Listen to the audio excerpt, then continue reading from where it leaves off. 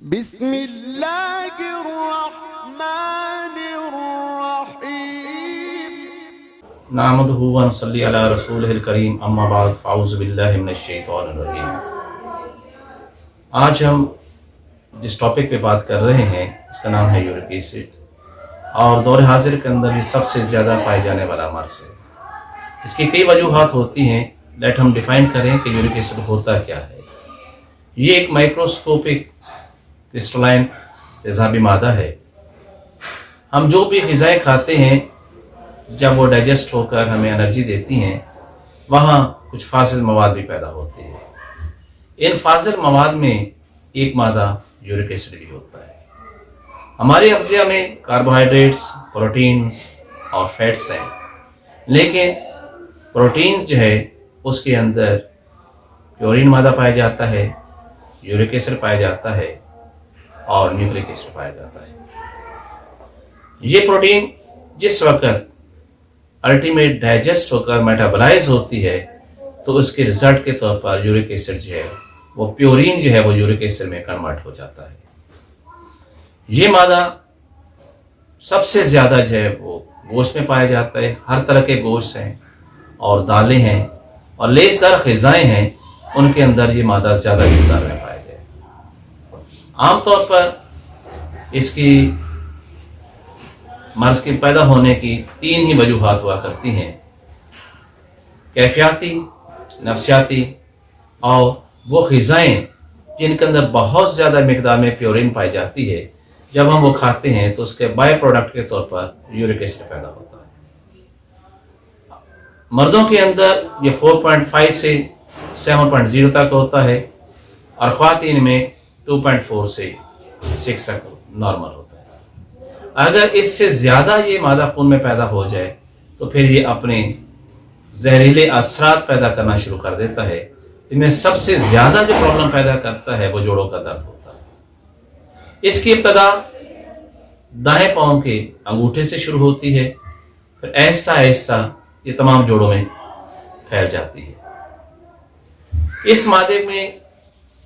تیزابیت بہت زیادہ ہوتی ہے۔ وہ لوگ جن کے خون کا پی ایچ لیول جو ہے وہ 7 یا 7 سے لیس ہوتا ہے، ان کا خون تیزابی ہوتا ہے، اور ایسے ہی لوگوں کے اندر یورک ایسڈ پیدا ہونے کی استطاعت بہت زیادہ ہوتا ہے۔ وہ لوگ جن کا جگر جو ہے وہ صحیح طور پر غذا کو میٹابلائز نہیں کرتا، ان کے اندر بھی یورک ایسڈ بہت زیادہ پایا جاتا ہے۔ یہ یورک ایسڈ خون میں موجود سوڈیم کاربونیٹ کے ساتھ جب ملتا ہے تو غیر حل پذیر کرسٹل مونو سوڈیم یوریٹس بناتا ہے، جو کہ ہمارے جوڑوں کے اندر رکتے ہیں اور اس کے بعد ہمیں جوڑوں کا درد پیدا ہوتا ہے۔ یہ یورک ایسڈ دراصل خون کو گاڑھا بھی کرتا ہے، اور یہ گاڑھا خون جب جسم میں پیدا ہوتا ہے اور حد سے زیادہ بڑھ جاتا ہے تو بہت ساری امراض پیدا کرتا ہے۔ یہ یورک ایسڈ جب تیزاب گاڑھا ہو کر خون کو بہت زیادہ تیزابی کر دے تو جب اس کا معدے کے اوپر اثرات ہوتے ہیں تو سب سے پہلے یہ معدے کے اندر سوزش، ورم پیدا کرتا ہے، اس کے بعد معدے کا السر ہوتا ہے، اور یہاں تک علاج نہ کیا جائے تو یہ کینسر تک بھی معدے کا پیدا کرتا ہے۔ آنتوں کے عضلات کے اوپر جب اس یورک ایسڈ کا اثرات ہوتے ہیں تو جن کی پیراسٹیٹک موومنٹس کو بہت سلو کر دیتا ہے، انسان کو قبض ہو جاتی ہے، سدے بن جاتے ہیں، اور ریکٹم کے مقام پر جو ہماری خون کی نالیاں ہیں ان کے اندر سکیٹ پیدا کرتا ہے، اور نالیوں کے اینڈ کے اوپر لمفیٹک گلینڈز لگے ہوتے ہیں جو اس یورک ایسڈ کے تیزابی اثرات سے متاثر ہو کر پھول جاتے ہیں اور وہ بلیڈ کرنا شروع کر دیتے ہیں۔ اسی کو ہم بواسیر کہتے ہیں۔ یہی تیزابی مادہ جس وقت ہمارے گردوں کے اندر رکتا ہے تو پھر پتھریاں پیدا کرتا ہے، اور سم ٹائم یہ بہت زیادہ پتھریاں پیدا کرتا ہے کہ وہ ہمارے گردے کو بالکل بلاک کر دیتا ہے، اور جو یورین ایکسکریٹ ہونا ہوتا ہے وہ گردوں سے نہیں ہو پاتا، اور اس طرح گردوں کے جو ہے فیل ہونے کی سبب بنتا ہے۔ یہی تیزابی مادہ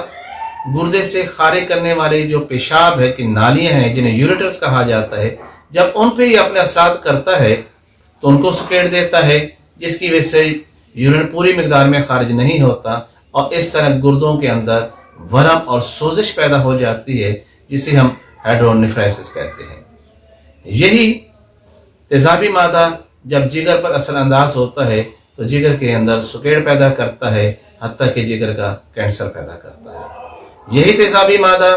جب دل کو خون سپلائی کرنے والی نالیوں کو پر اثر انداز ہوتا ہے تو ان کو سکیڑ دیتا ہے، ان کو تنگ کر دیتا ہے، اور دل کے مسلز کو جب خون سپلائی کرنے والی نالیاں جب سکڑتی ہیں تو دل کو خون پورا سپلائی نہیں ہوتا، اور اس طرح ہارٹ اسکیمک یعنی خون دل کو آکسیجن کی کمی کا مرض واقع ہو جاتا ہے۔ یہی اگر خون مزید گاڑھا ہو جائے تو یہ دل کو سپلائی کرنے والی جو خون کی نالیاں ہیں ان کے اندر کلاٹس پیدا کرتا ہے جو کہ ہارٹ اٹیک کی وجہ بنتی ہے۔ یہی گاڑھا اور تیزابی خون جو دماغ کو سپلائی ہو رہا ہوتا ہے، جب اس کے اندر کاربن کی زیادتی اور آکسیجن کی کمی واقع ہو جاتی ہے تو اس وقت دماغ کے سیلز کو خون برابر سپلائی نہیں ہو سکتا، جس کی وجہ سے دماغ کے سیلز کمزور ہو جاتے ہیں، حتیٰ کہ مریض کو کبھی فیشل پیرالائز جنہیں لکوہ ہوتا ہے اور کبھی اس کو فالج کا اٹیک ہو جاتا ہے۔ اگر دماغ کی نالیوں کے اندر یہ گاڑھا خون مزید جو تیزابی اثرات کا حامل ہو جائے اور کلاٹ پیدا ہو جائے تو پھر برین ہیمریج ہو جاتا ہے، جس سے وجہ سے بعض کا یا اکثر اوقات مریض کی موت واقع ہو جاتی ہے۔ یہی تیزابی مادہ جب گلے کے غدود کے اوپر اثر انداز ہوتا ہے تو ٹانسلائٹس پیدا کر دیتا ہے۔ یہی یورک ایسڈ اور تیزابی مادہ جس وقت کان کی لو کے اندر مجتمع ہو جاتا ہے تو وہاں پر بھی ایسے ہی جیسے چونا ہوتا ہے، اس طرح کی گلٹیاں پیدا کرتا ہے۔ یہی تیزابی مادہ جس وقت ناک کی ہڈی پر اثر انداز ہوتا ہے تو ناک کی ہڈی کو ٹیڑھا کر دیتا ہے، اس کے غدود پر اثر انداز ہو کر ناک کے اندر غدود کو پھیلا دیتا ہے، جس کی وجہ سے مریض کو کیرے کی شکایت ہو جاتی ہے۔ یہی تیزابی مادہ جب پھیپھڑوں کی نالیوں پر اثر انداز ہوتا ہے، برونکائٹس کے اوپر اثر انداز ہوتا ہے تو ان کو سکیڑ دیتا ہے، جس کی وجہ سے آکسیجن کی کمی ہو جاتی ہے، مریض کو سانس لینے میں بہت زیادہ تنگی کا سامنا کرنا پڑتا ہے۔ یہی تیزابی مادہ جس وقت آپ کے دائیں ٹانگ کے اوپر اثر انداز ہوتا ہے تو یہ رائٹ سائڈ کا شیاٹیکا کا مرض پیدا کر دیتا ہے۔ اس لیے اتنی زیادہ امراض سے بچنے کے لیے بہت ضروری ہے کہ ہم ایسے غذاؤں کا استعمال نہ کریں جس کے بائی پروڈکٹ کے اوپر جس کے فضلات جو ہے اس میں یورک ایسڈ بہت زیادہ پیدا ہو۔ اگر ہم اس سے بچنا ہے تو جن چیزوں کا میں پہلے بھی ذکر کر چکا ہوں، یعنی ہر طرح کا گوشت بالکل بند کر دینا چاہیے، تمام طرح کی دالیں بالکل بند کر دینا چاہیے، لیسدار غذاؤں کا استعمال نہیں کرنا چاہیے، حتیٰ کہ آپ جو ہے بینگن اور دال مسور اور اس طرح کے باقی غذائیں جن کے اندر بہت زیادہ مقدار کے اندر پیورین معدہ پایا جاتا ہے اس سے اجتناب کرنا چاہیے تاکہ اس طرح کی بیماری سے آپ محفوظ رہ سکیں۔ مزید آپ جن لوگ اس مرض میں مبتلا ہو گئے ہیں ان کو چاہیے کہ جو میں آپ کو نسخہ بتا رہا ہوں اس کا استعمال کیجیے گا تو یقین جانے کہ یہ مرض ہمیشہ کے لیے ٹھیک ہو سکتا ہے۔ باقی پیتھیز کے اندر یہی اب تک کہا گیا ہے، ایک دفعہ جوڑوں کا درد شروع ہو جائے تو وہ دوبارہ کبھی ختم نہیں ہوتا، وہ کبھی کیور نہیں ہو سکتا، ساری زندگی کی اس کے ادویات کھانی پڑتی ہیں، اور ادویات کے ذیلی اثرات بھی ہوتے ہیں۔ اگر زیادہ پین کلر استعمال کی جائیں تو سٹامک السر یقینی ہو جایا کرتا ہے۔ تو اس سے بچنا ہے اور اس بیماری سے مستقل طور پہ اگر آپ نے شفا لینی ہے تو جو میں نسخہ آپ کو بتا رہا ہوں آپ استعمال کیجئے گا۔ یہ بہترین نسخہ ہے اور آپ صرف 1 سے 2 ماہ اگر اسے ریگولر آپ استعمال کریں تو اس سے مرض مستقل طور پہ ختم ہو جائے گا۔ اور اس دوا کا نام ہے اجمود، ہم اسے کرفس بھی کہتے ہیں۔ یہ اجوائن کی ایک قسم ہوتی ہے۔ 3 ماشا اجمود جو ہے یا تخم کرفس ہے اس کو 1.5 کپ پانی میں پکائیں اور جب 1 کپ پانی رہ جائے اس کو فلٹر کر لیجئے گا۔ جو نان ڈائبیٹک پیشنٹ ہے جن کو شوگر نہیں ہے وہ اس میں شہد ملا کر استعمال کر سکتے ہیں، اور وہ لوگ جو شوگر کے مریض ہیں وہ اس میں حسب ذائقہ نمک ملا کے استعمال کر سکتے ہیں، لیکن وہ مریض جو ہائی بلڈ پریشر کے مریض ہیں ان کو نمک بھی استعمال نہیں کرنا چاہیے۔ پھر وہ سادہ جو ہے تخم کرفس کا قہوہ جو ہے یعنی اس کا جو ہربل ٹی بنے گی آپ وہ استعمال کیجئے گا۔ تینوں ٹائم کھانا کھانے کے آدھا گھنٹہ بعد آپ استعمال کیجئے گا تو آپ دیکھیں گے کہ یہ مرض ایسا ختم ہوتا جا رہا ہے۔ آپ ہر 15 دن کے بعد اپنا یورک ایسڈ لیول چیک کروا سکتے ہیں تو آپ دیکھیں گے کہ آپ کا یورک ایسڈ لیول جو ہے وہ نارمل کی طرف چلا گیا ہے۔